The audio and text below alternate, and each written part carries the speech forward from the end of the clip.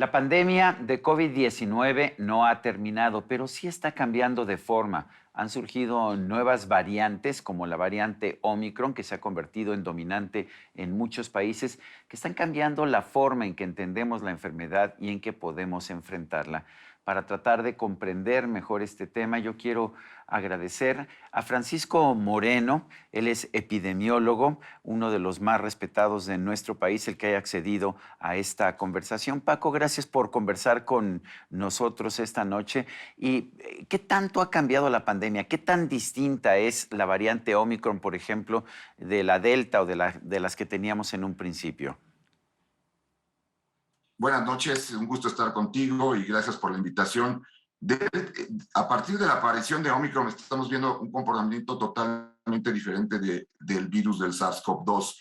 Si vemos, tiene muchos cambios en su estructura, la forma de transmisión es mucho mayor que las variantes anteriores, incluso que la variante Delta. Se ha convertido prácticamente en el virus más infeccioso que existe, es decir, el que más puede contagiarse de todos los virus que conocemos que pueden afectar al ser humano. Afortunadamente, con la característica de que produce en la mayoría de los casos una infección de la vía aérea superior.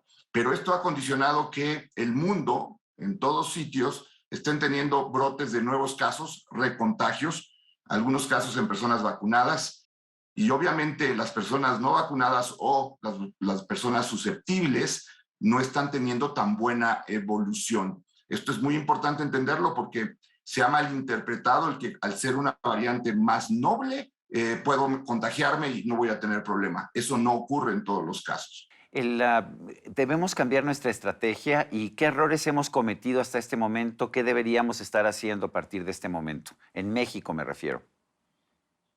El principal error, y desde que empezó la pandemia, ha sido la falta de pruebas. Tú al no tener pruebas realmente no sabes lo que está ocurriendo en el país e incluso en diferentes partes del país, porque los brotes no ocurren al mismo tiempo en todas las ciudades, en todas las partes de un país grande como el nuestro. La necesidad de pruebas no solamente ayuda a identificar a pacientes que van a infectar, 53% de las personas que contagian el virus lo hacen cuando no tienen síntomas. La única manera de poder frenar ese contagio es si tú haces pruebas a los contactos de las personas que resultan infectadas. Y esto podría ayudar. El otro problema que ha habido es que la distribución de la aplicación de las vacunas tomó o ha tomado un tiempo larguísimo, a pesar de tener muchas vacunas en el país que por alguna razón no se aplican. Eso ha vuelto que cierta parte de la población, a pesar de haber sido vacunada hace ya 10 meses, empiece a perder esa inmunidad y entonces estamos arriesgando a tener brotes nuevamente en personas que aparentemente están protegidas, pero que han ido perdiendo inmunidad a través del tiempo. Y obviamente la enfermedad, cuando se manifiesta en forma grave, no requiere nada más de camas de hospital, requiere de una terapia intensiva, de personas expertas en el manejo del ventilador, y por eso tenemos la mortalidad tan alta en centros hospitalarios que fueron, pues de alguna manera, implementados como unidades COVID cuando no tenían los recursos ni humanos ni tecnológicos para poder atender a estos pacientes. El subsecretario de Salud, el doctor Hugo López-Gatell, que ha sido la cabeza del esfuerzo mexicano en este campo,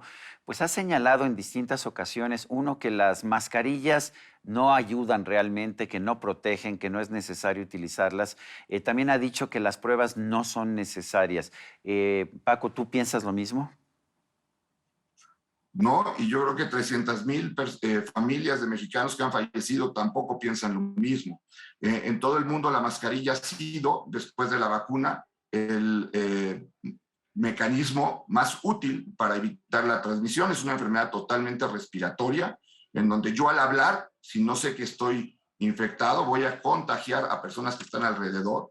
Es más si es un espacio cerrado, más si es un espacio ventilado, no ventilado, más si hay muchos individuos en el mismo lugar. Desafortunadamente el cubrebocas es más un uso solidario porque previene más que una persona que no se sabe contagiada o que no sabe que va a desarrollar síntomas en un par de días y que ya está contagiando, esparza la enfermedad. El cubrebocas también te ayuda a ti a prevenir que te infectes, pero es muy importante el que una persona lo use para prevenir la diseminación de la enfermedad. Ahora, la politización del cubrebocas ha llevado a que no se use por quedar bien con ciertas personas que no están de acuerdo en usarlo.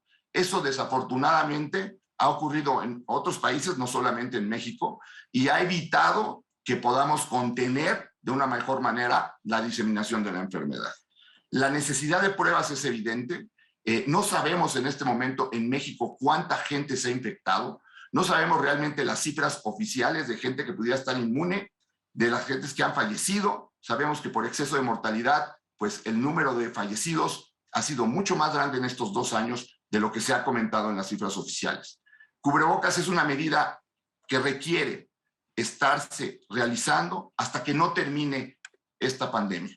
Y hay que acostumbrarnos a vernos con cubrebocas, hay que acostumbrarnos a usarlo y hay que acostumbrar a nuestras familias a que lo usen, porque de otra forma seguimos poniendo en riesgo a la población. Hay cierta decepción entre alguna gente al respecto de la vacunación o incluso de haber contraído la enfermedad. Se pensaba, bueno, es que estoy vacunado, ya no me puede dar, o ya me dio y ya no me puede volver a dar. Tenemos muchos casos de doble contagio, de triple contagio. El propio presidente de la República, Andrés Manuel López Obrador, acaba de tener un segundo contagio, a pesar de que tiene 3 dosis de la vacuna. ¿Qué nos puedes decir? ¿Qué tanto nos protege la vacuna? La vacuna tiene una gran cualidad. Evita que tú te enfermes gravemente, llegues al hospital y disminuye en una forma muy importante la posibilidad de fallecer por esta infección viral. Desafortunadamente, un virus tan contagioso como es, sobre todo la variante Omicron, puede provocar que durante algunos días tengas, a pesar de estar vacunado, una infección en la vía respiratoria alta, algo de síntomas y puedas transmitir la enfermedad. Tenemos además un grupo de pacientes que por su sistema inmunológico, porque tienen problemas de medicamentos que reciben para control de alguna enfermedad o están recibiendo quimioterapia o tienen una enfermedad que impide que su sistema inmune responda bien a la vacuna. Esas personas se pueden enfermar y pueden evolucionar en una forma no adecuada. Entonces, las vacunas son muy buenas, pero no hay la vacuna perfecta. Y conforme ha cambiado el virus, también se ha ido alejando de las vacunas que se crearon para las variantes originales, que ya ahorita no existen. Entonces, es normal que conforme vaya evolucionando el virus, también se vaya alejando de la protección que da. Ahorita las vacunas siguen siendo muy efectivas. Ahora, el segundo punto es que al existir esta variante que ya es muy diferente a lo que veníamos viendo con anterioridad, tu sistema inmune, a pesar de haber sido ya contagiado del virus, no lo reconoce porque es diferente al agente infeccioso que tuviste hace 6 meses o 1 año. Y entonces estamos viendo muchos recontagios. ¿Cuál es el mensaje de esto? Necesitamos, a pesar de estar vacunados y a pesar de haber tenido la enfermedad, seguirnos cuidando, usando cubrebocas, espacios ventilados, pocos aforos, más en este episodio que estamos viviendo de la 4ª ola por Omicron, en donde hemos tenido la mayor cantidad de contagios en unos 24 horas de lo que habíamos visto en toda la pandemia de estos 2 años. ¿Se va a convertir el COVID en una de esas enfermedades que nos da todos los años de manera estacional como la influenza? Yo creo que incluso puede convertirse en una enfermedad catarral, en donde virus que te producen un cuadro respiratorio alto, como una gripa fuerte, pudiera ser la forma en la que está evolucionando el virus para que aprendamos a coexistir. Al virus no le conviene quedarse sin huéspedes, no conviene matar a toda la humanidad porque entonces desaparece. La mayor parte de estas enfermedades virales acaban teniendo un equilibrio con la naturaleza, en donde pueden producir cuadros respiratorios moderados. En algunas personas que van a estar débiles o que tienen algunos otros problemas, pueden ser problemas más serios, pero sí, lo más seguro es que este virus se convierta en una forma endémica, en donde tendremos algunos meses, sobre todo en invierno, con más casos y ya también con la facilidad de tener medicamentos que se han ido desarrollando que pueden contener los cuadros respiratorios en una fase temprana. Paco, ¿qué tanto hemos aprendido de esta de esta enfermedad? ¿Qué tanto nos lleva a cambiar nuestra filosofía de vida? ¿Qué podemos esperar para el futuro? A ti en lo particular como médico, ¿qué te ha enseñado el COVID? Yo creo que nos ha enseñado y tenemos que aprender mucho de esta enfermedad. Primero, somos seres vulnerables. Tenemos desde que nacemos la capacidad de enfermar y desafortunadamente algún día vamos a fallecer. Y estos eventos que hemos tenido nos ponen en propia visión, en nuestro espejo, que tenemos que cuidar nuestra salud. Hemos olvidado un poco la salud personal. México es el país número 2 en obesidad global, número 1 en obesidad infantil y juvenil, lo cual ha sido muy grave para la evolución de la pandemia en nuestro país. Entonces, lo primero que hay que aprender es que somos vulnerables y hay que cuidar nuestra salud. Lo segundo es que tenemos un sistema de salud que está muy afectado y que requiere de una inversión económica importante, no solamente para mejorar hospitales, para mejorar investigación, para mejorar producción de vacunas, mejorar producción de medicamentos. Todo esto ha provocado que nosotros entremos en una cola para poder adquirir los medicamentos o las vacunas. Si nosotros tuviéramos la producción propia, estaríamos en otra situación.